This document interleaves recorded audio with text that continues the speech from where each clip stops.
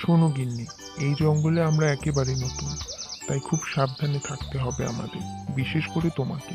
আমি খাবার খুঁজতে বাইরে গেলে তখন তুমি একা, আর বলা যায় না বিপদ কখন আসতে পারে। ও তুমি চিন্তা করো না, আমি সাবধানে থাকবো। এখন আগে আমাদের নতুন বাড়িতে আমাকে নিয়ে যাবার ব্যবস্থা করো।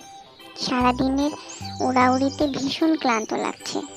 পেটে বাচ্চা নিয়ে এত চলাফেরা করতে আজকাল কষ্ট হচ্ছে গো। ঠিক ঠিক, তুমি একটু ডালে গিয়ে বসো, আমি আমাদের নতুন বাসাতে তোমাকে নিয়ে যাবার ব্যবস্থা করছি। কি গিন্নি, বাসা পছন্দ হয়েছে তো? হ্যাঁ হ্যাঁ, বাসাটা খুব সুন্দর হয়েছে। আমার তো খুব পছন্দ হয়েছে গো। তবে যাই বলো গিন্নি, বাড়িটা পেতে খুব বেগ পেতে হয়েছে। ওই দালাল টিয়া পাখিটাকে কিছুতেই মানাতে পারছিলাম না, অনেক কষ্টে পেয়েছি। নাও এখন তুমি আরাম করো। ধন্যবাদ টিয়া ভাই, তোমার এই সাহায্যের কথা আমি আজীবন মনে রাখবো। আরে আরে, এত ব্যস্ত হচ্ছ কেন?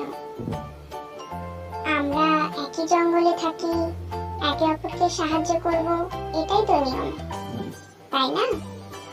নইলে আমরা এখানে টিকবো কি করে?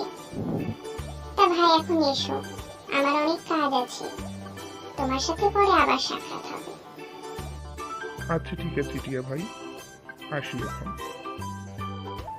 আরে গিন্নি, তুমি বলো আমাদের ডিমের কি খবর, কেমন আছে ওরা?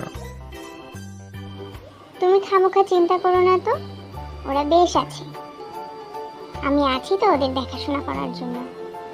তুমি বরং একটু খাবার নিয়ে এসো, আমার না খুব ক্ষুধা পাচ্ছে আজকাল।